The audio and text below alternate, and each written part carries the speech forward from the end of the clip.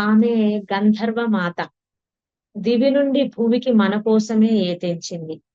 మనలోని మానసిక శారీరక రుగ్మతలను తన గానామృతం ద్వారా తొలగించడానికి ఈ భూమి మీదకి వచ్చింది.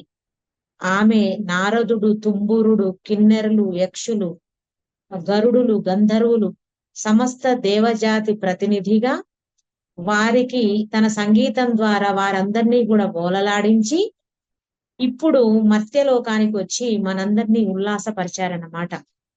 ఆమె గిన్నిస్ బుక్ లోకి ఎక్కారు. ఆసియా బుక్ ఆఫ్ రికార్డ్ లో తన పేరు నమోదు చేసుకున్నారు. ఆమె పేరు మీద భారత ప్రభుత్వము కేంద్ర పోస్టల్ శాఖ కూడా తపాలా బిల్లును విడుదల చేసింది. ఆమె కేంద్ర ప్రభుత్వం నుండి ఉత్తమ గాయనిగా 5 సార్లు అవార్డు తీసుకున్నారు.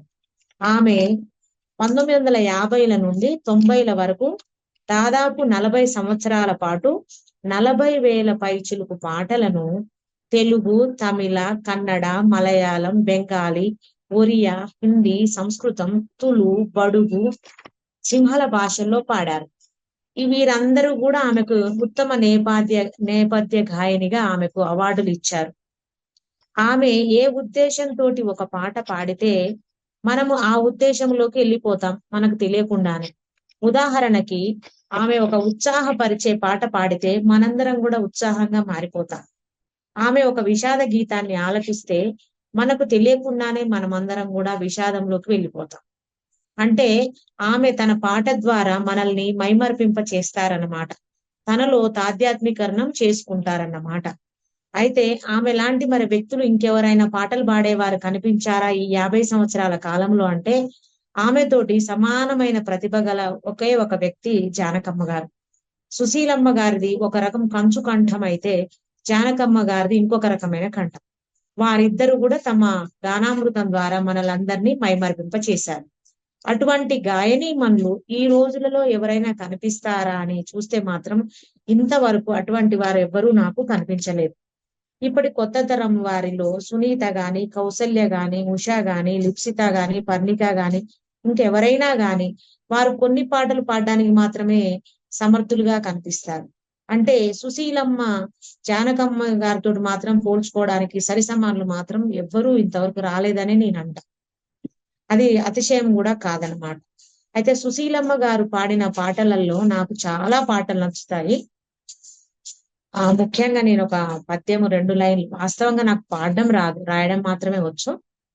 అయినా కూడా ఆ పాటల్ని గుర్తు చేయడం కోసం మాత్రమే నేను పాడతాను. అందులో ఒకటి మందార మకరంద మాధుర్యమునదేలు మధుపంబువోని మదనములకు, అదొక పద్యం అండి. తర్వాత జోరు మీదున్నావు తుమ్మెదా నీ జోరెవరి కోసమే తుమ్మెదా, జోరు మీదున్నావు తుమ్మెదా నీ జోరెవరి కోసమే తుమ్మెదా, నిదురించే తోటలోకి పాట ఒకటి వచ్చింది, కన్నుల్లో నీరు తుడిచి కమ్మని కల ఇచ్చింది. ఇట్లా వేలాది పాటలు, ఒకటా రెండా.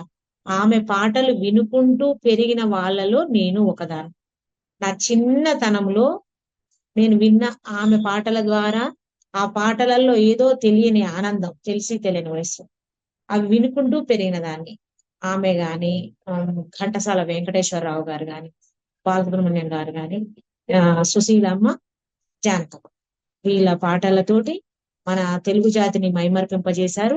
ఈ భూమి మీద మానవ జాతి ఉన్నంత వరకు, ముఖ్యంగా తెలుగు జాతి ఉన్నంత వరకు, భారత ప్రజలు ఉన్నంత వరకు కూడా సుశీలమ్మ యొక్క కీర్తి ఆచంద్ర తారార్కమై వెలుగొందుతుంది. ఆమె నేటితో 88 సంవత్సరాలు పూర్తి చేసుకొని 89వ సంవత్సరంలోకి అడుగుతున్నారు. ఆమె సహస్ర చంద్ర దర్శనాలని పొందాలని, అదే విధంగా నిండు నూరేళ్లు ఆయుష్ ఆరోగ్యంతో పాటు నడుస్తూ తిరుగుతూ చలాకీగా ఉంటూ 100 సంవత్సరాలు సంపూర్ణంగా జీవించాలని మనసారా కోరుకుంటూ నేను ఆమె ఆశీర్వాదాలు నాపై కూడా ఉండాలని కోరుకుంటూ సెలవు తీసుకుంటున్నాను. ధన్యవాదాలు.